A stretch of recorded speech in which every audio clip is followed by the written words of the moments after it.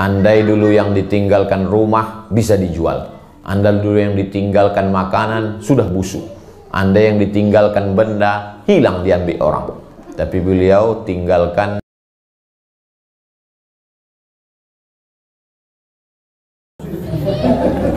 Assalamualaikum warahmatullahi wabarakatuh. Alhamdulillah, wassalatu wassalamu ala rasulillah wa ala alihi wa sahbihi wa man tabi'ahu wa mawalah. Yang sama-sama kita hormati Bapak Wali Kota Padang Panjang, Bapak AKBP CP Noval Al-Mukarram Ustadz Henry Junaidi, para asatis yang tak dapat saya sebut satu persatu, bapak-bapak, ibu-ibu, semua jamaah musalla Nurul Hidayah, insya Allah semuanya dimuliakan Allah Subhanahu wa Ta'ala. Setelah dilaksanakan sholat berjamaah di tanah ini, maka tanah ini sudah berubah menjadi tanah wakaf.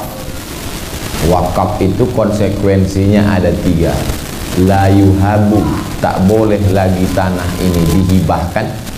Wala yurasu, tak boleh tanah ini diwariskan. Wala yuba'u, tak boleh tanah ini dijual.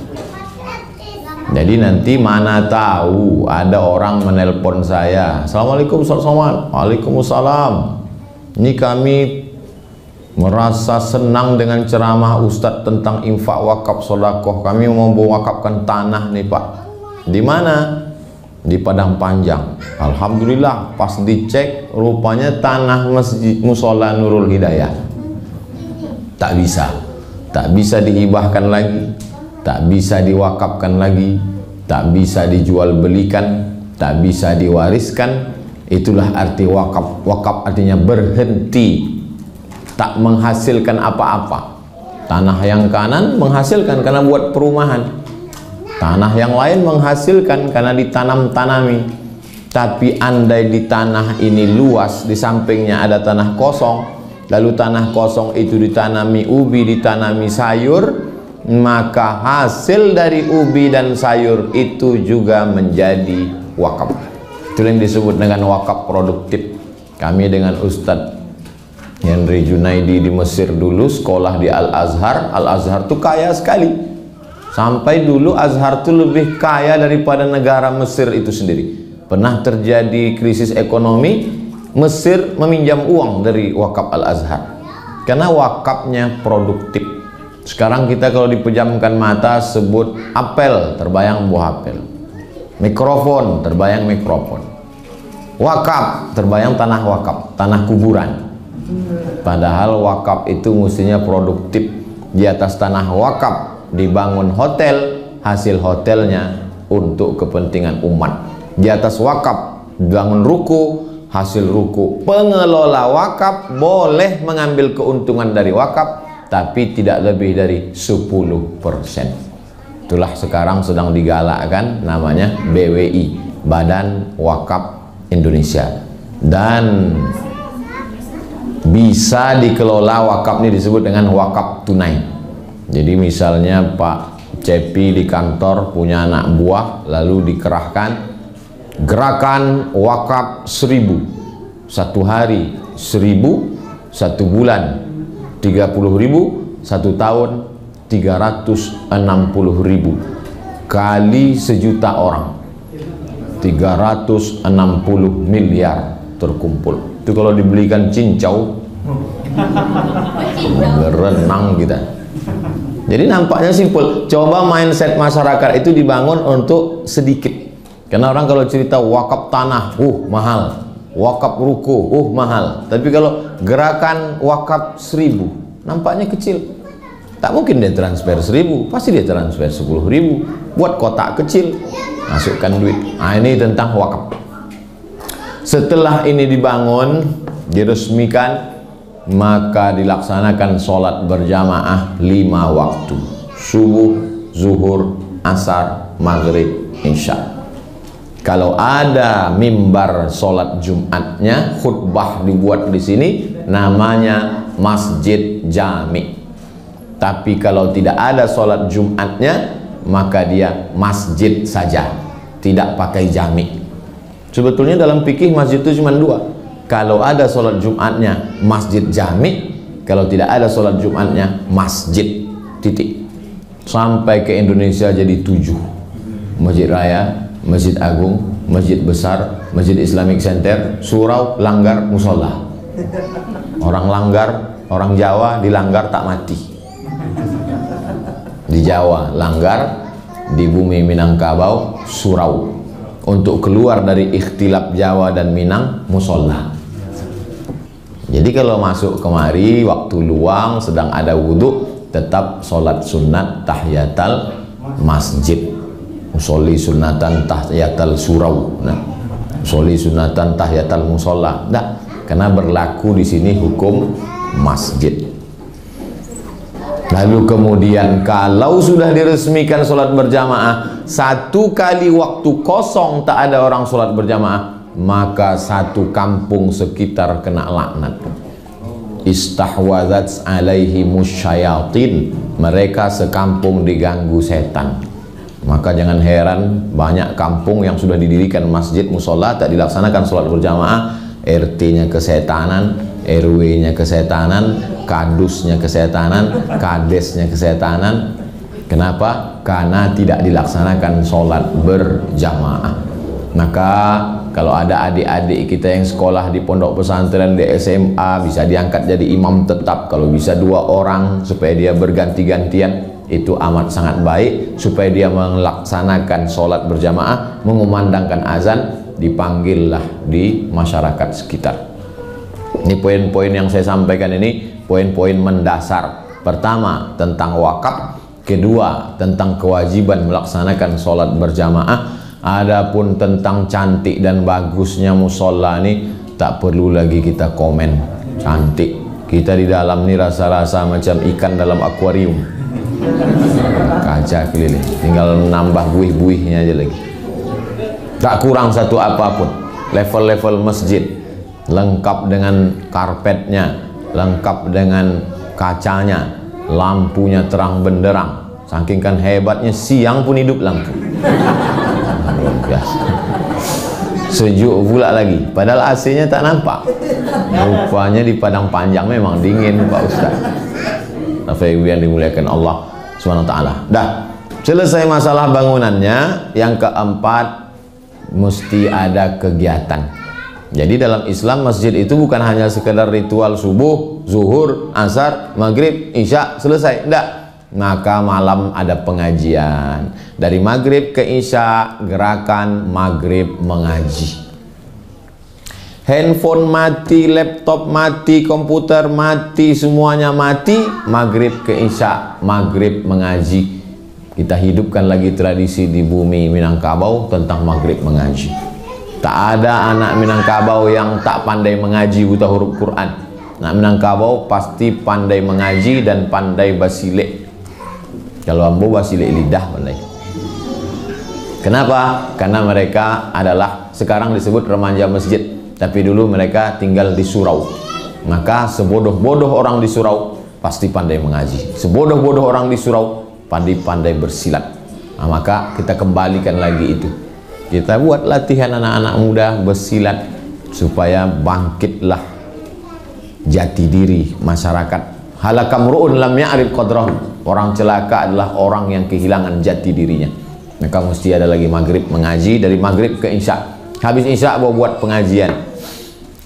Malam Senin akidah, malam Selasa fikih, malam Rabu tafsir, malam Kamis hadis, malam Jumat akhlak, malam Sabtu malam Ahad tablik akbar. Ngaji tak usah panjang-panjang, pendek-pendek, 30 menit pengajian, 30 menit tanya jawab. Anda bertanya, Ustadz menjawab. Semua ceramahnya direkam, diupload di channel Musola Nurul Hidayah Padang Panjang. Jangan lupa subscribe, like, and share. Nanti kalau mau buat channel itu, bingung mau buat endorse-nya, tinggal potong video ini 1 menit, masukkan ke Instagram. Karena sekarang pengajian banyak, masjid surau musola hilang. Jadi kalau saya rindu dengan musola Nurul Hidayah, saya tinggal ketik di YouTube Nurul Hidayah Padang Panjang. Alhamdulillah sudah ada channelnya. Pas ditengok cuma satu video Abdul Somad. Jadi orang-orang Padang Panjang yang rindu dengan kampung halamannya, waktu dia ketik di situ Padang Panjang, keluarlah wisata Padang Panjang, pesantren Padang Panjang, kunjungan Pak Wali Padang Panjang. Nampaknya ada satu Musola Nurul Hidayah. Diceknya, oh udah ke rumah kampung amak nenek mama awak, mengobati kerinduan mereka. Dia dengar ceramahnya, mengalir pahalanya. Ini penting, karena zaman milenial, zaman media, kalau tidak kita ikuti perkembangan ini, habis. Ulama dulu memang tidak berceramah, tapi mereka menulis kitab. Tulisannya dicetak sampai hari ini, buku Buya Hamka. Buya Hamka pun ceramahnya lewat radio. Maka rekaman suara Buya Hamka di YouTube, cobalah ketik ceramah Buya Hamka. Tak ada videonya, tapi suara MP3 Buya Hamka. Nah, ini kita jaga ceramah-ceramah. Datangkan para asatidz kita. Bumi Minangkabau tak kurang daripada ustadz. Apalagi di kabupaten, di kota Padang Panjang, pondok pesantren, Serambi, Makkah, di pesantren-pesantren hadirkan. Pengajiannya bersilabus kalau ngaji fikih, dari mulai cara bersuci, air suci mensucikan. Karena kalau fikihnya tidak selesai, sholat tak diterima Allah. Maaf beribu maaf. Bagaimana sholat diterima kalau bab ceboknya tak selesai? Tak diterima sholat. Bagaimana maaf cakap darah haid, darah nifas, darah, maka itu wiladah. Nah, ini semua bahas. Kalau di tabligh akbar saya tak bisa menjelaskan itu. Tabligh akbar itu umum saja. Tapi kajian di masjid, kalau dibuat 40 tatap muka, hadis-hadis pendek, hadis arba'in, 40 tatap muka, surat-surat pendek dari surat Ad-Duha, supaya anak-anak kita waktu sholat dia paham. Anak-anak di musola, di masjid mesti dibawa. Makanya kadang banyak bapak ibu risau menengok anak-anak. Saya sampai hari ini tak pernah marah kepada anak-anak di musola, di masjid. Kenapa? Kalau di musola, di masjid masih banyak anak-anak, itu membuktikan musola Nurul Hidayah 20 tahun akan datang tetap ramai sholat berjamaah. 2020 ditandatangani, 2040 masih ramai. Siapa yang akan sholat di sini? Inilah mereka yang hari ini ibu gendong, yang bawa ke sini. Karena mereka punya kenangan tersendiri. Saya kalau saya pejamkan mata saya sekarang, terbayang saya masjid dekat rumah saya, tempat saya dulu sholat di sana. Pengurusnya marah nyuruh pulang karena saya datang pakai celana pendek, suruhnya pulang. Anak sekarang celana pendek, saya biarkan ya. Cuman saya bilang besok datang pakai sarung ya. Kalau pejam mata sekarang, terbayang saya kalau sore-sore jam 6 dari rumah datang ke masjid dekat rumah, orang tak ada, masuk saya ke dalam kayu besar yang lubangnya di tengah dikasih kulit kambing, beduk kata orang Jawa, dipukul waktu mau azan maghrib. Jadi permainan kita dari rumah ke masjid itu berkesan sampai tua, sampai mati. Makanya anak-anak kita dibawa ke masjid. Sore-sore hari Jumat pengajian khusus ibu-ibu, karena banyak masalah ibu-ibu yang segan ditanyakannya ketika ada bapak-bapak. Contohnya berapa sebetulnya belanja normal untuk kami Pak Ustadz? Enggak ada. Nah, jadi mesti ada pengajian khusus ibu-ibu. Pengajian khusus ibu-ibu ini sudah ada zaman Nabi Muhammad SAW. Datanglah mereka menghadap Aisyah radhiyallahu anha, kami segan kalau ada laki-laki, buatkanlah pengajian khusus. Maka dibuatkanlah khusus Nabi Muhammad SAW. Karena perempuan mesti baik. An-nisa imadul bilad, bukan hadis Nabi, kata-kata hikmah. Perempuan tiang negara. Kalau mau baik negeri ini, perempuannya baik, insya Allah anak-anak kita pun semuanya menjadi baik, insya Allah.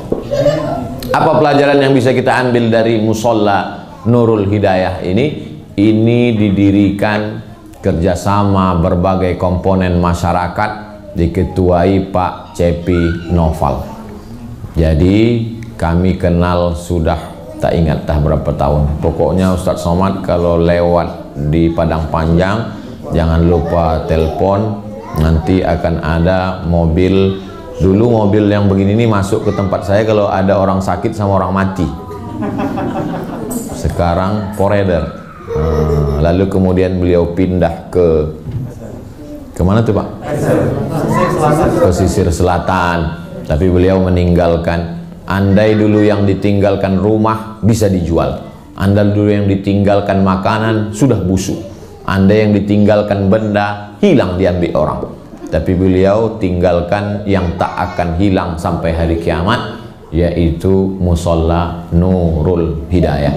Maka setiap orang yang sholat di sini mengalir pahalanya kepada yang berwakaf, yang menggagas, yang membangun, dan mengalir juga pahalanya ke yang menandatangani prasasti tadi. Walaupun tak setuju ya tak apa-apa. Tapi udah kandung saya tanda tangani. Jadi sebetulnya bangunannya udah cantik, udah lengkap, udah bagus, orang sudah sholat. Abdul Somad hanya meletakkan, ada tulisan kaligrafi Bismillahirrahmanirrahim, cantik, tapi titik ba-nya kurang.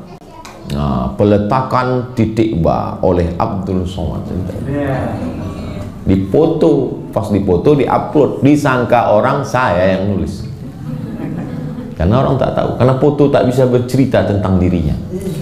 Begitu juga dengan ini, pas tanda tangan tadi, dipoto, diupload, dilihat orang, hebat Ustaz Somad tuh ya, dia yang membangun musola. Maka saya di akhirat khawatir saya, karena saya selalu ini acara tuh saya selalu formal, selalu saya ikut acara formal. Berikut ini penyerahan beras secara formalitas oleh Ustaz Abdul Somad. Berikut ini peresmian masjid secara formalitas oleh Ustaz Abdul Somad. Takutnya nanti di akhirat, berikut ini masuk surga Abdul Somad secara formalitas.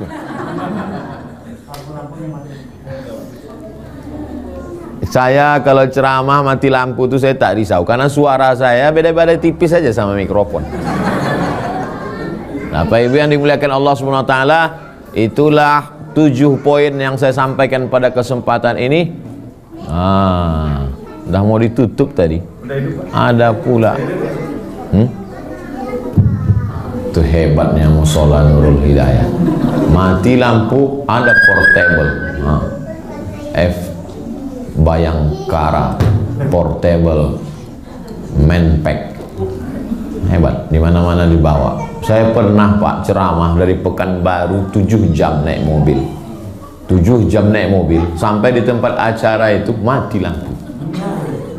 Dihidupkan mereka mesin itu pun mati. Dibawa portable pun tak berbunyi. Sampai itu saya angkat tangan, Rabbana atina fid dunya hasanah. Habis itu saya balik. Berkesan sampai hari kiamat saya ingat. Sampai hari ini traumanya belum hilang. Tapi sampai di Padang Panjang ditunjukkan bahwa semuanya serba siap.